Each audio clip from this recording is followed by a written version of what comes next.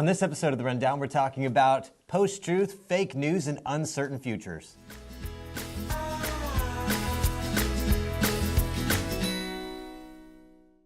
Hey guys, thank you so much for joining us on this episode of The Rundown. These are weekly or so episodes where we kind of talk about what is going on in the world right now, what has kind of caught our eye, and kind of give our best take on how business owners or business people, marketers can use them. So this week, big week after the election, I don't want to get too political with this, but there's a lot going on as far as how people are communicating. It's all lies. It's all lies. Everything is a lie. And this has turned out to be a big deal. I know Facebook made a huge announcement. People have been kind of talking about it along with Google, but I've been really interested in to hear what Facebook has been doing. Yeah, so everyone's been talking about it, and what I thought was going to be something small has blown what I consider a little bit way out of proportion, but it's unveiled a lot, and Mark Zuckerberg came out and said that they are going to go ahead and start working on trying to figure out ways to pull out the false lied news and stuff like that. And who hasn't shared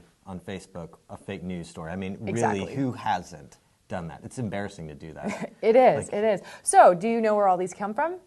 I've always imagined just like some jerk out there that just, I really do take it personally.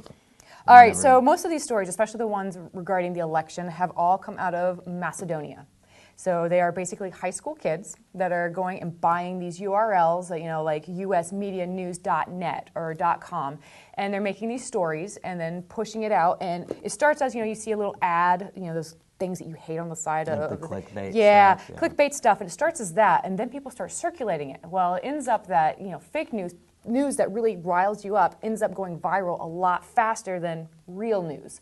So they've done interviews. BuzzFeed has gone ahead and interviewed some people, and it ends up these 15 and 16, 17-year-olds over in Macedonia are making up to $3,000 a day just for the fake news because it's going viral. They had inquired on, what sells the best. So originally they had started with Bernie, and then they found that Trump was significantly more profitable. So that's where a lot of the ads circulated around. But it's really, really neat. And the way I look at it is, now something I said earlier about, it's like going into the store, and as a person on the internet or as a business, you have all these magazines, you have the news, you have things that are about, U.S. Today or People magazine that is more social, and then you have the National Enquirer. Well, with Facebook, with all these things going on, you can't filter out which things are real. You can't just pick up the magazine of real news. So it's a big issue. And you're more likely to share things that make you more emotional. Like when you said Correct. Emotional, like the different types of communication that's out there that really gets people going is really communicating like what you love or what you hate. That's what they like to discuss. Yeah. So whenever they tap into that emotion, you're going to be more likely to share and then get everybody riled up, and it's a perfect storm, especially in like a political, season. So. Well, speaking of emotions, so Oxford Dictionary declared the word of the year, which is post-truth, which you mentioned earlier.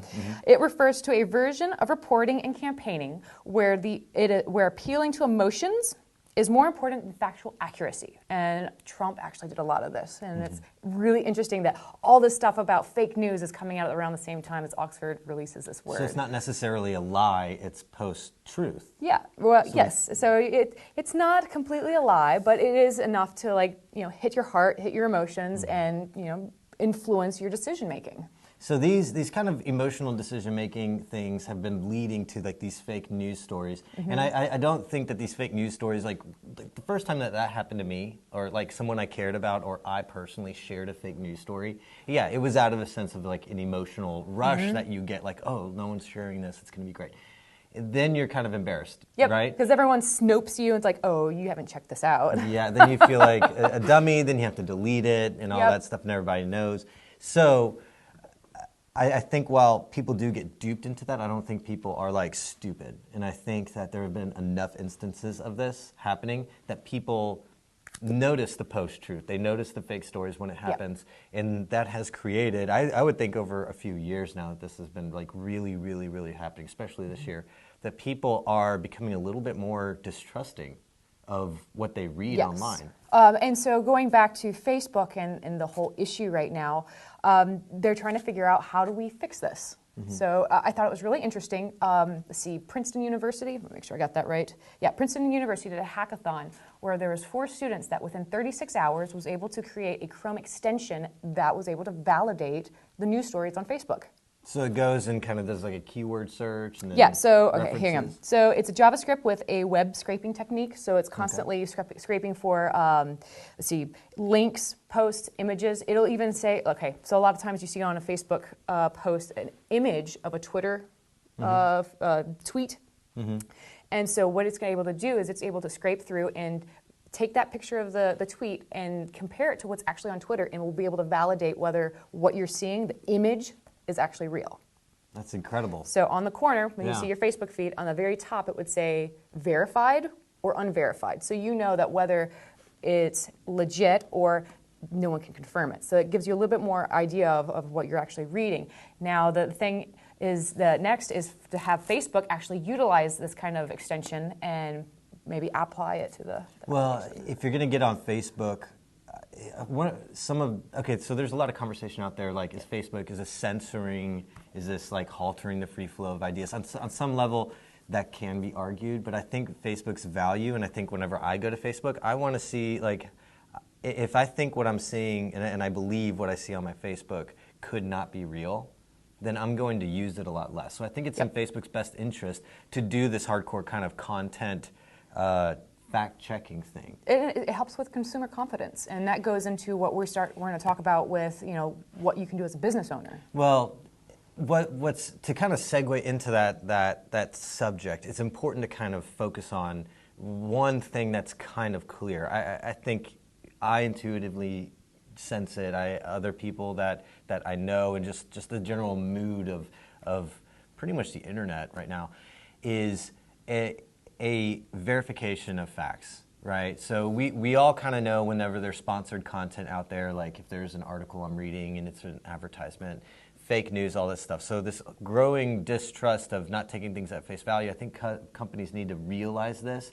Whenever you're promoting a product, whenever you're promoting your service, old things that worked in like 2008, 2007, 2009, whatever, such as press releases or celebrity endorsements or things like that, which used to work really, really well, we can't assume that they're going to work into the future as well as they used to. I mean, social media, I read somewhere, and it was phrased beautifully, it's called it's the connective tissue between brands and your customers.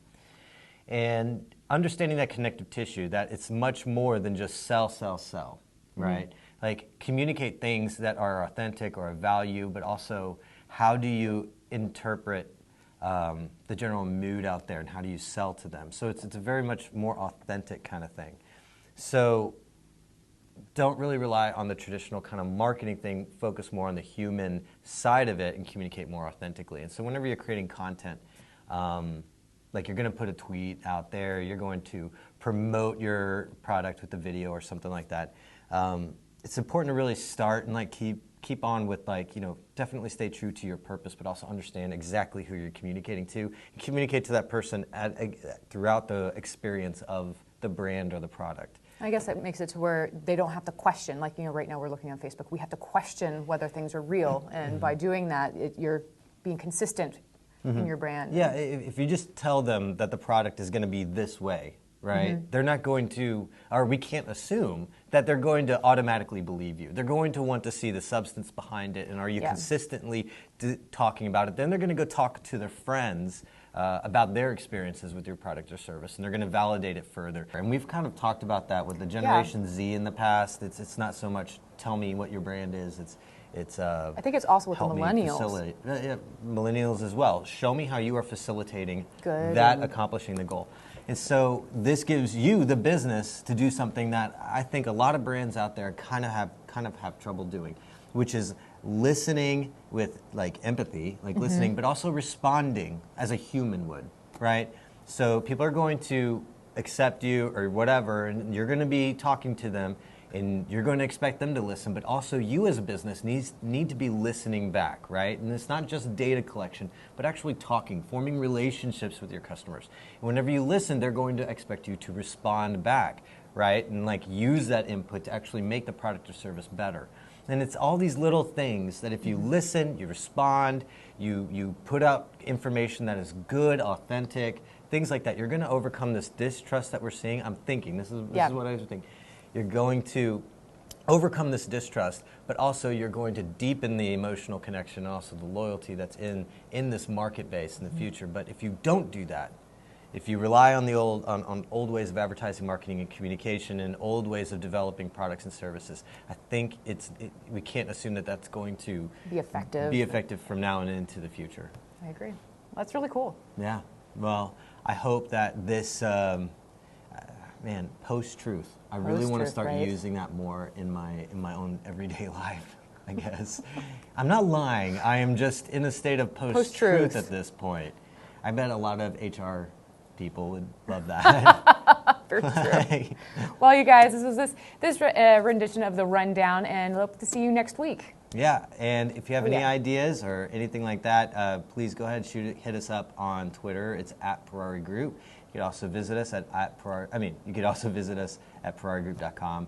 I'm Scott. And I'm Christy. We'll see you later.